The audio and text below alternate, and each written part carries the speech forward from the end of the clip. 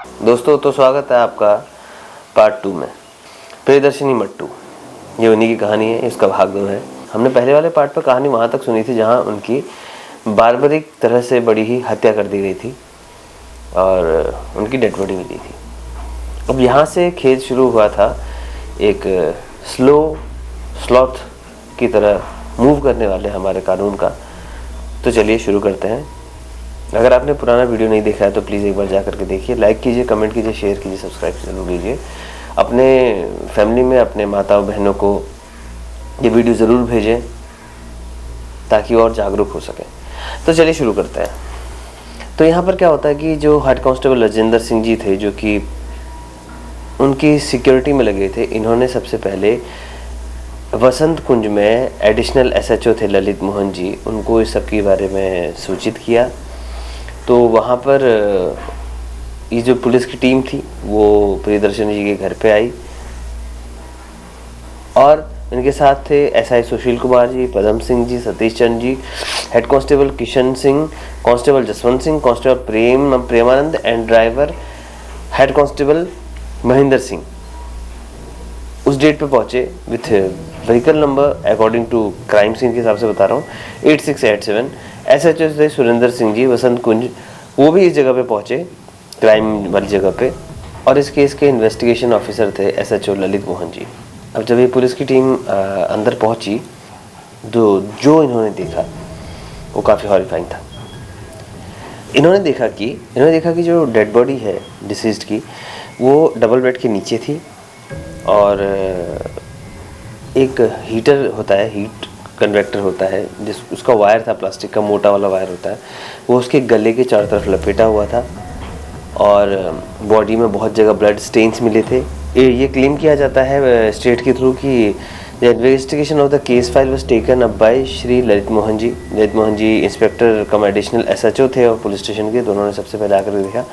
FIR number 50/96 under section 302 IPC was registered at the police.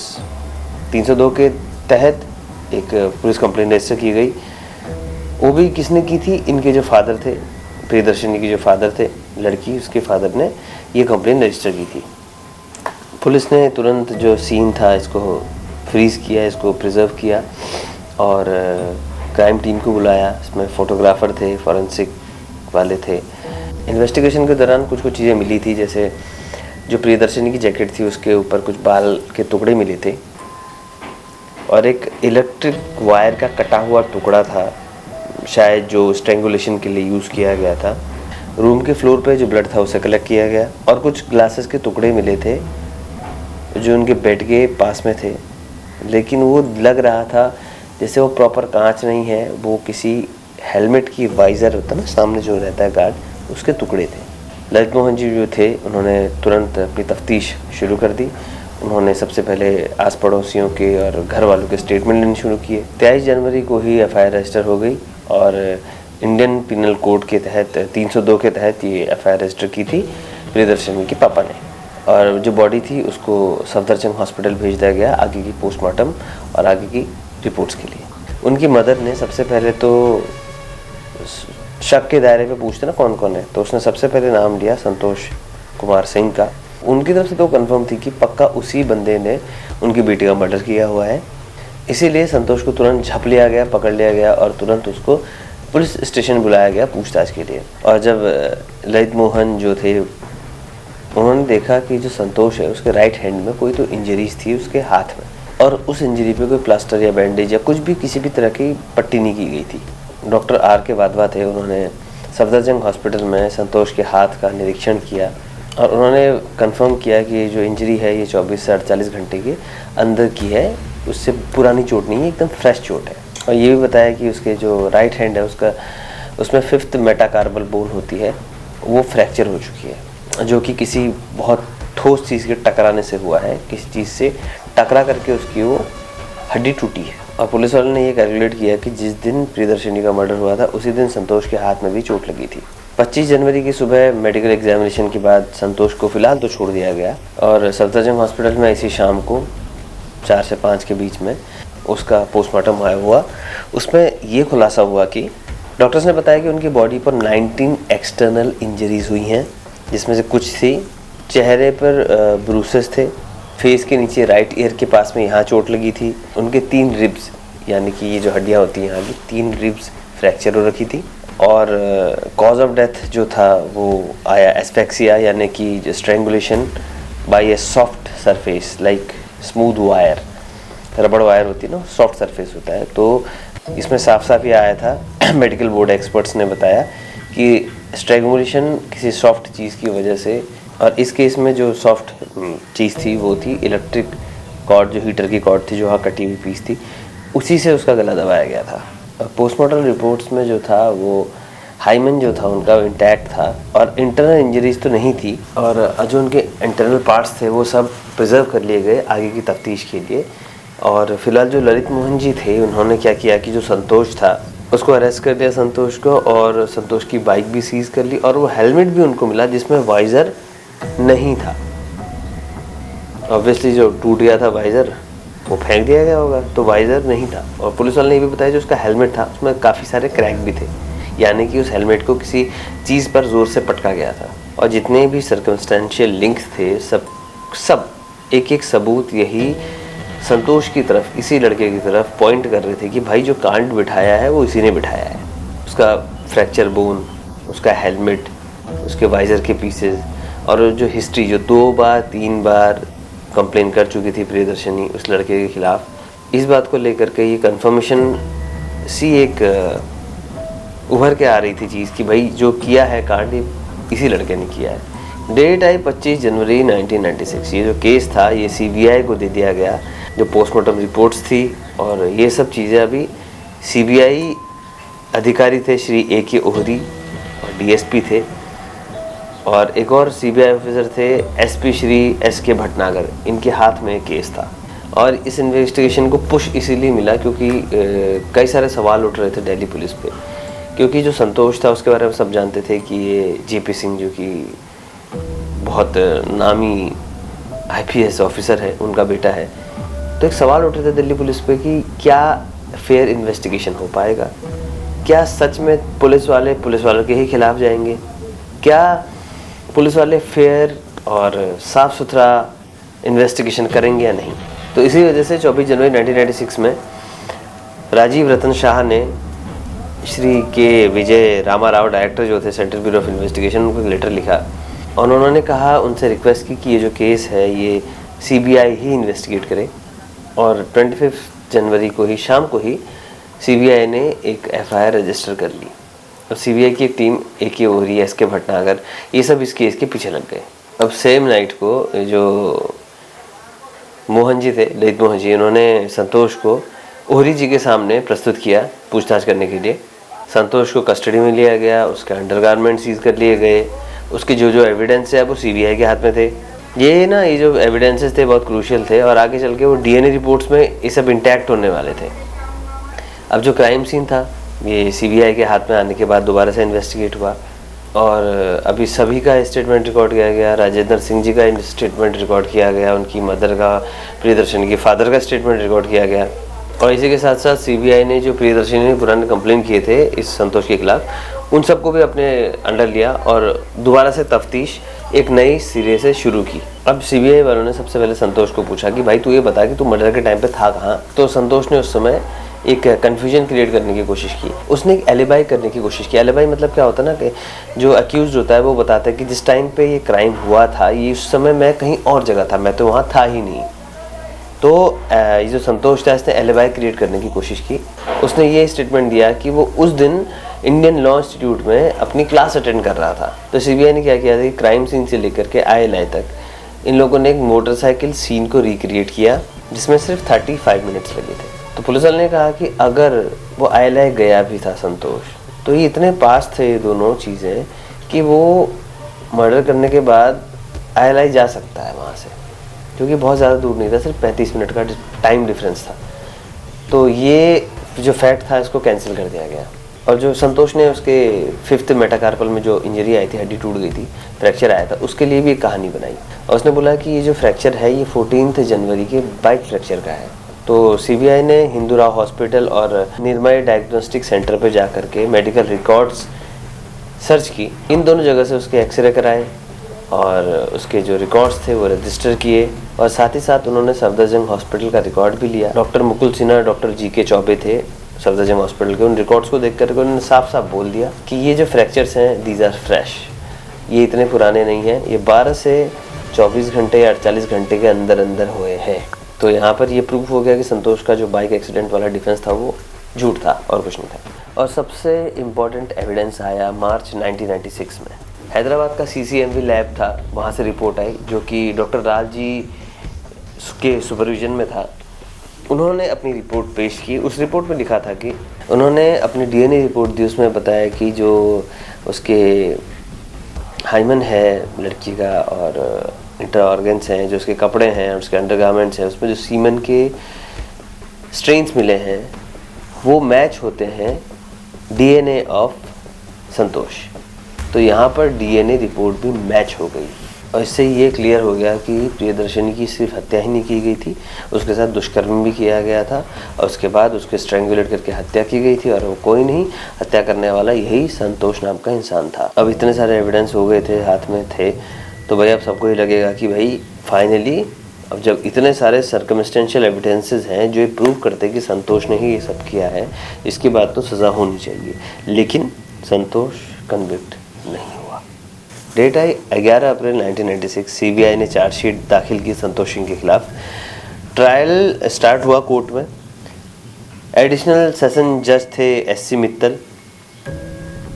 उन्होंने argument close किया ये कहते हुए कि दुष्कर्म और हत्या के चार्जेस फ्रेम किए संतोष पे और 11 अगस्त 1996 में फाइनली जो ट्रायल्स थे इस केस को लेकर के स्टार्ट हो गए और एक कंट्रोवर्सी हो गई थी। उसके चलते फिर ये एक सेशन कोर्ट में डाल दिया गया केस, जिसके जज थे GP थरेजा। उनके हाथ में भी केस चला गया 2 साल के बाद। जो प्रोसिक्यूशन था, इन्होंने 51 विटनेस को एग्जामिन करवाया। जो प्रोसिक्यूशन थे उनका केस बहुत मजबूत था। उन्होंने दिखाया कि जो संतोष था उसके पास एक क्लियर मोटिवेशन था। उसने प्रियदर्शनी को कॉलेज के टाइम से भी काफ़ी बार हरास किया था, 2 बार लेटर भी लिख चुका था और 1 बार बॉन्ड भी साइन कर चुका था। और जज के सामने फिजिकल एविडेंसेस हाईलाइट किए गए, टूटा हुआ वाइजर के पीसेस, हेलमेट, क्रैक्ड हेलमेट, सब कुछ दिखाया गया। DNA रिपोर्ट दिखाई गई। तो ये जो सारे सबूत थे ये यही प्रूव करते थे कोर्ट में कि संतोष ने ही दुष्कर्म किया है और उसी ने हत्या की है। और जो डिफेंस था संतोष की तरफ से वकील थे, उन्होंने बहुत काउंटर करने की कोशिश की और वो भी उसी बात पे स्टक थे कि जो संतोष का हाथ का फ्रैक्चर था पुराने बाइक एक्सीडेंट की वजह से हुआ था, ना कि वो उसके हाथ में चोट लगी हुई थी। ये उस दिन का नहीं था, ये पुरानी चोट है। बाइक से गिर के संतोष के हाथ में चोट लगी थी, ना कि मर्डर वाले दिन की चोट थी। और इस तरह के सारे वो लोग अपनी तरफ से जो बयान हो सकते थे वो दे रहे थे। और तो और इन वकील साहब ने CBI की जो इन्वेस्टिगेशन थी उस पर भी सवाल उठाया और उसने ये भी कहा कि CBI ने जो एविडेंसेस हैं उनको टैम्पर किया है, उनके साथ छेड़छाड़ की है। और साथ ही साथ उन्होंने जो DNA टेस्ट थे उसकी रिलायबिलिटी पे डाउट रेज कर दिया। ये सारी चीज़ें जज ने सुनी और डॉक्टर GB राव को एज अ विटनेस कटघरे में बुलाया गया। और क्योंकि इन्होंने डॉक्टर लालजी सिंह के साथ DNA टेस्ट कंडक्ट किया था, इसीलिए इनको बुलाया गया था। फाइनली 3 दिसंबर 1999 में GP थरेजा साहब जो जज थे उन्होंने अपना फाइनल स्टेटमेंट सुनाया इस केस को लेकर के। थरेजा साहब थे जो उन्होंने अपने 450 पेजेस की जजमेंट शीट में लिखा था कि CBI और दिल्ली पुलिस ने ये जो प्रियदर्शनी की जो जांच की प्रोसेस था उसका मजाक बना के रख दिया। उनका कहना यह था कि नेबर्स जो थे जिन्होंने देखा था संतोष को या उनका घर का जो सर्वेंट था उनको एग्जामिन ही नहीं किया गया, जिसकी वजह से एविडेंस की क्रेडिबिलिटी पर बहुत बड़ा सवाल उठता है। उसी जजमेंट में भी लिखा था कि जो फोरेंसिक एविडेंस की हैंडलिंग थी वो बहुत केयरलेस थी। उनका कहना यह था कि जो कपड़े थे, अंडरगारमेंट्स थे और जो सैंपल थे वो बहुत गलत तरह से हैंडल किए गए थे। और उसमें ये भी बोला कि प्रियदर्शनी के कपड़ों में और जो एक्यूज है संतोष, उनके कपड़ों में जो स्टेन्स हैं वो ऐसा लगता है कि वो बाद में अपील किए गए हैं। उनका कहना है मतलब ये था कि संतोष को जानबूझ के फंसाने की कोशिश की गई है। और जो एक्यूज का ब्लड सैंपल था वो भी लैब तक बहुत कम क्वांटिटी में पहुंचा था। तो इन सब के लिए भी बड़े अजीब से एक्सप्लेनेशन दिए गए। और जजमेंट में ये भी लिखा गया था कि पुलिस वालों ने बार बार प्रियदर्शनी की जो कंप्लेन थी परेशान करने की, उसे बार बार इग्नोर किया। और बार बार आखिर क्यों संतोष को छोड़ दिया जाता था? इसीलिए क्योंकि उसके पापा एक सीनियर IPS अधिकारी थे और अच्छे इन्फ्लुएंशियल पोजीशन पे थे। क्या इसीलिए छोड़ा जाता था? संतोष को बेनिफिट ऑफ डाउट दे करके एक्विट किया गया। लेकिन जो लर्नेड जज थे उन्होंने इस केस में एक शॉकिंग जजमेंट दिया। उन्होंने कहा कि हमें पता है कि जो सबूत हैं यही दर्शाते हैं कि संतोष ने ही क्राइम किया है, लेकिन हम उसे बेनिफिट ऑफ डाउट दे रहे हैं। नवंबर 18, 2006 प्रियदर्शनी के फादर ने गल्फ न्यूज़ से ये इंटरव्यू में बताया कि जज ने संतोष की तरफ उंगली तो उठाई थी, लेकिन फिर भी उसे छोड़ दिया गया। कि ना कभी संतोष के चेहरे पर, न ही कभी उसके फादर के चेहरे पर कभी कोई पछतावा दिखा कि हमसे इतनी बड़ी गलती हुई है, हमने किसी का घर का दीपक बुझा दिया। ट्रायल कोर्ट के डिसीजन के बाद सीबीआई ने दिल्ली के हाई कोर्ट में अपील दायर की, लेकिन उस अपील को डिसाइड होने में 7 साल का लंबा समय लग गया। और संतोष जो था उस बीच एकदम फ्री था 7 साल, तो उसने अपना करियर एज ए लॉयर शुरू कर दिया था और उसने शादी भी कर ली थी और उसका एक बच्चा भी था, उसकी एक छोटी सी बेटी थी। और वहीं दूसरी ओर जो प्रियदर्शनी के माता पिता थे, कब अपील का रिजल्ट आएगा और कब उनकी बेटी को जस्टिस मिलेगा। फाइनली डेट आई 17 अक्टूबर 2006। 17 अक्टूबर 2006 को दिल्ली हाई कोर्ट के डिवीज़न बेंच में, जिसके जस्टिस थे जस्टिस RS सोडी और जस्टिस PK भसीन, उन्होंने अपना एक डिटेल्ड जजमेंट दिया और उन्होंने ये बोला कि जो DNA एविडेंस दिए गए इस केस के रिगार्डिंग वो एक रिलायबल सोर्स हैं और उन पर भरोसा किया जा सकता है। CCMV लैब हैदराबाद और जो उसमें डॉक्टर इन्वॉल्व थे DNA रिपोर्टिंग में, उनकी क्रेडिबिलिटी को अनडाउटेडली सटीक बताया गया और सीमन और ब्लड रिपोर्ट को जो मैच हुआ था उसको नहीं मानना, उन्होंने कहा कि ये लोअर कोर्ट की बहुत बड़ी गलती थी। और उन्होंने ये भी कहा कि जो लड़की थी प्रियदर्शनी, उसके घर पे जो वॉइजर के टुकड़े मिले थे और संतोष सिंह का हेलमेट टूटी हुई अवस्था में विदा वॉइजर के मिलना एक क्रूशियल लिंक माना गया था। और उसका एक्सीडेंट का जो एक्सक्यूज़ था वो भी फॉल्स डिफेंस प्रूफ हुआ, क्योंकि मेडिकल रिपोर्ट में लिखा गया था कि ये उसी दिन की चोट है जिस दिन प्रियदर्शनी की हत्या हुई थी। और तो और ये भी बताया कि आई विटनेस और सर्कमस्टेंशियल एविडेंसेस जो हैं उन्होंने एक लिंक बनाया जिससे जो संतोष था ये डायरेक्टली इस क्राइम से जुड़ गया था। क्योंकि जो नेबर्स थे उन्होंने कंसिस्टेंटली यही कहा था बिना कोई चेंज किए हुए कि 4:50 से 5:30 के बीच में जो ये संतोष था उसे प्रियदर्शनी के घर के आसपास देखा गया था। फाइनली हाई कोर्ट ने जो लोअर कोर्ट थी उसके डिसीजन को टर्न आउट करके, उसको हटा करके फाइनली संतोष को गिल्टी माना और 302 और 376 के तहत उसे डेथ पेनल्टी दी गई। और जजेस ने कहा कि जो केस है rarest of the rare categories में आता है। रेयरेस्ट ऑफ द रेयर में इसलिए आता है क्योंकि कोर्ट का मानना था कि जिसने अपराध किया है, जो अपराधी है, उसका अपराध इतना जघन्य है कि उसे लाइफ इम्प्रिजनमेंट अगर दिया जाए तो कम लग रहा है, मतलब कम लगे। इसीलिए लाइफ इम्प्रिजनमेंट के बाद एक ही चीज़ होती है, वो थी डेथ पेनल्टी।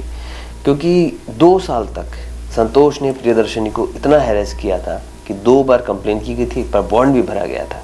उसकी ना को एक्सेप्ट नहीं कर पाना, संतोष ने इसको ईगो पे लिया और उसके साथ दुष्कर्म करके उसकी हत्या कर दी गई। और हाई कोर्ट ने ये भी कहा कि एक सोसाइटी में एक ऐसा मैसेज जाना चाहिए, भले ही आप कितने इन्फ्लुएंशियल क्यों ना हो, कानून आपके लिए है बराबर, सबके लिए बराबर है और ऐसे लोग चाहे कुछ भी हो जाए बच नहीं सकते। जब ये वर्डिक्ट पहुंचा चमन लाल मट्टू जी यानी कि प्रियदर्शनी मट्टू के पापा के पास, तो उन्होंने फाइनली कहा कि मेरे पास शब्द नहीं है, मैं किस तरह से बयां करूं। ये जो हाई कोर्ट ने डिसीजन लिया है इसने मेरा न्याय व्यवस्था पे दोबारा भरोसा काबिज किया है दोबारा से। उन्होंने ये भी कहा कि मेरी बेटी भले ही वापस नहीं आ सकती, लेकिन आज जा करके मेरी बेटी की आत्मा को शांति मिली है। और प्रियदर्शनी की एक दोस्त हैं इंदु जलानी, उन्होंने भी ये कहा कि मेरे पास ये खुशी एक्सप्रेस करने के लिए वर्ड्स नहीं है कि फाइनली, क्योंकि वो उसने इंदु ने प्रियदर्शनी को बहुत पास से देखा था। वो देखती थी कि वो कितनी एनर्जेटिक है, वो लाइफ को लेकर कितनी फोकस्ड है, कितनी ऑप्टिमिस्टिक है, हर चीज़ को लेकर के बहुत सकारात्मक है। और उसके साथ ऐसा उनका कहना था कि वो ऐसा सब डिज़र्व नहीं करती थी। इसीलिए उनकी दोस्त जो इंदु थी वो भी बहुत खुश थी। लेकिन कहानी यहाँ पर ख़त्म नहीं हुई, क्योंकि हाई कोर्ट से भी ऊपर एक कोर्ट होता है supreme court. Delhi high court के जजमेंट के बाद अब सुप्रीम कोर्ट में अपील फाइल कर दी जाती है। 6 अक्टूबर 2010 डेट आई। ये जो मैटर था ये जस्टिस हरजीत सिंह बेदी और जस्टिस चंद्रमौली कुमार प्रसाद जी की बेंच के पास आया। कोर्ट के सामने 2 इम्पोर्टेंट सवाल थे कि हाई कोर्ट ने जो कन्विक्शन दिया था संतोष कुमार को लेकर के, जिसमें उसने दुष्कर्म और हत्या की पुष्टि की गई थी, क्या वो सही था? और दूसरा सवाल ये था कि जो दिल्ली हाई कोर्ट ने डेथ पेनल्टी दी है संतोष को, क्या वो कंटिन्यू रहनी चाहिए या नहीं। यही 2 मेजर कारण थे और इन्हीं को समझने के लिए कोशिश थी संतोष की पार्टी की तरफ से कि इस चीज़ को थोड़ा सा कुछ राहत दी जाए। सुप्रीम कोर्ट ने हाई कोर्ट के एविडेंसेस हाई कोर्ट में जो पेश किए गए थे और हाई कोर्ट के फैसला था उसको देख करके साफ साफ बोल दिया जो संतोष है वो दुष्कर्म और हत्या दोनों का ही दोषी है। और जब बात आई सज़ा की तो यहाँ पर कोर्ट ने 2 फैक्टर्स रखे, एग्रेवेटिंग फैक्टर्स और मिटिगेटिंग फैक्टर्स। एग्रेवेटिंग फैक्टर्स होते हैं जो किसी क्राइम को और भी सीरियस या और भी डेंजरस बनाते हैं, जैसे कोई क्राइम बहुत ही ज़्यादा ब्रूटल तरह से प्लान करके किया गया हो या फिर विक्टिम के साथ एक्स्ट्रा क्रूएलिटी हुई हो।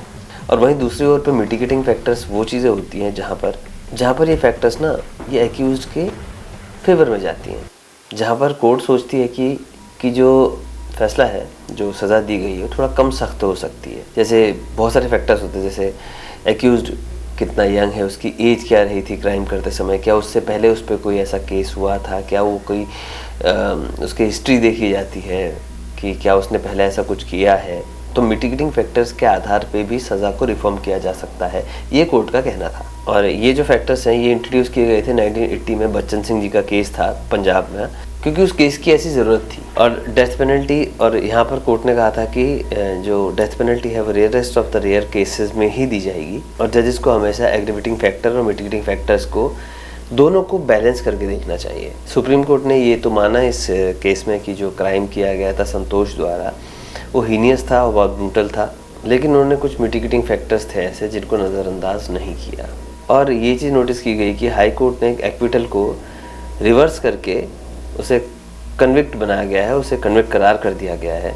और जो केस था ये मुख्य तौर पे सर्कमस्टेंशियल एविडेंसेस पे बेस्ड था और साथ ही जिस समय क्राइम किया गया था उस समय संतोष की एज कुछ 25 से 26 साल थी। और जो 7 साल का फेज़ आया था उस दौरान मैंने बताया था ना, जब उस पर केस डिस्ट्रिक्ट से हाई पे गया था तो उस दौरान उसने शादी कर ली थी, वो एक बेटी का बाप भी था। और जब हाई कोर्ट ने ये फैसला लिया था कि उसके बेटे को यानी कि संतोष को डेथ पेनल्टी दी जाएगी, उसके तुरंत बाद बोल सकते हैं शौक से शायद उनके पिता जो थे उनकी मृत्यु हो गई थी। और इस वजह से जो पूरा परिवार था उसकी सारी की सारी रिस्पॉन्सिबिलिटी जो थी वो आ गई है संतोष पर। सुप्रीम कोर्ट का कहना था कि ऐसे सर्कमस्टेंशियल चीज़ों पे ये कहना मुश्किल है कि जो एक्यूज्ड है क्या वो रिफॉर्म हो सकता है या नहीं। और कोर्ट ने ये कहा, सुप्रीम कोर्ट ने, कि फ़िलहाल तो जो मिटिगेटिंग फैक्टर्स हैं ये कन्विक्ट के फेवर में हैं। इसीलिए फिर सुप्रीम कोर्ट ने जो संतोष कुमार सिंह की डेथ पेनल्टी थी उसको चेंज करके आजीवन कारावास यानी कि लाइफ टाइम इम्प्रिजनमेंट के सज़ा में बदल दिया था। और सोचिए कि 14 साल तक ये केस चला और फाइनली जा कर के इसका अंत हुआ। लेकिन क्या आपको लगता है कि जस्टिस हुआ ढंग से? अब ये कहने की बात है कि संतोष जो बची खुची है अपनी ज़िंदगी है वो जेल में बिताएगा, क्या आपको लगता है कि ऐसा होगा? क्या सच में उसे एक प्रॉपर क्रिमिनल की तरह ट्रीट किया जाएगा, या आपको पता है आजकल तो बहुत सारे CCTV फुटेज आते हैं ऐसे कि लोग मज़े कर रहे हैं, अंदर 5 स्टार होटल की तरह ट्रीटमेंट मिल रहा है, कहीं वो तो नहीं होगा? संतोष ने हाल ही में 2023 जुलाई में अपने प्री मैच्योर रिलीज़ के लिए एक पिटीशन दायर की थी कोर्ट में, और सेंटेंस रिव्यू बोर्ड था उसने 2021 और 2024 दोनों में खारिज कर दी उसकी जो पिटीशन थी उसको। और संतोष ने इस डिसीजन को दिल्ली हाई कोर्ट में चैलेंज किया है। और जुलाई 25 यानी कि पिछले साल जस्टिस नरोला जी हैं, उन्होंने सेंटेंस रिव्यू बोर्ड के डिसीजन को सेट असाइड कर दिया और उन्होंने कहा कि संतोष की जो पिटीशन है उसको फ्रेश तरह से रिव्यू करना चाहिए। और कोर्ट ने ये नोटिस किया कि जो संतोष है उसने जेल में एलिमेंट ऑफ रिफॉर्मेशन यानी कि अच्छा बिहेव और जेल में अपने व्यवहार में बदलाव काफ़ी नोटिस किया। और वहीं हेमंत मट्टू जो कि प्रियदर्शनी के भाई, उन्होंने कहा कि भाई हमने तो मतलब कोर्ट के इस डिसीजन पे हम लोग कैसे वो कर रहे क्या ऐसा एविडेंस देख लिया, क्योंकि आज तक संतोष ने कभी भी प्रियदर्शनी की फैमिली से माफ़ी नहीं मांगी अपने घिनौने काम के लिए, तो क्या रिफॉर्म किया उसने अपने आप को? और जो मट्टू फैमिली थी इन्होंने दिल्ली होम मिनिस्टर से भी मीटिंग की और उनसे रिक्वेस्ट की कि जो बंदा है संतोष, इसकी जो प्री रिलीज़ की जो याचिका है उसको खारिज ही कर दिया जाए, उसको एक्सेप्ट ना किया जाए। सबसे ज़्यादा दुख की बात यह है कि जो ऐसा नहीं कि जो प्रियदर्शनी थी वो चुप रही, उसने सिस्टम के खिलाफ आवाज़ भी उठाई, जो चीज़ उसे तकलीफ दे रही थी उसने उस बात को लेकर के FIR भी की लॉन्च। लेकिन क्या हुआ? क्योंकि जो संतोष था वो इन्फ्लुएंशियल और एक IPS का बेटा था, इसलिए उसने सब कुछ किया और पूरा सिस्टम उसे बचाने की कोशिश में लगा था। हमारे कानून के लूप होल्स की वजह से वो बच गया और अभी फ़िलहाल केस चल रहा है। एंड आई होप कि जो भी जस्टिस के लिए अच्छा होगा वो हो। सुप्रीम कोर्ट का फैसला हम भी कुछ नहीं कह सकते। एक्चुअली पता है, जो लूप होल्स होते हैं इसकी वजह से ही बहुत सारे लोगों के अंदर कानून का भय जो है वो ख़त्म हो जाता है और justice delayed is justice denied कहा जाता है। फिलहाल मैं नहीं कहूँगा कि इस वीडियो को लाइक कीजिए, आपकी पसंद, मगर आपके विचार ज़रूर लिखिए कमेंट में। कमेंट कीजिए, शेयर कीजिए अपनी माताओं बहनों तक ताकि वो भी जागरूक हों, सजग हों।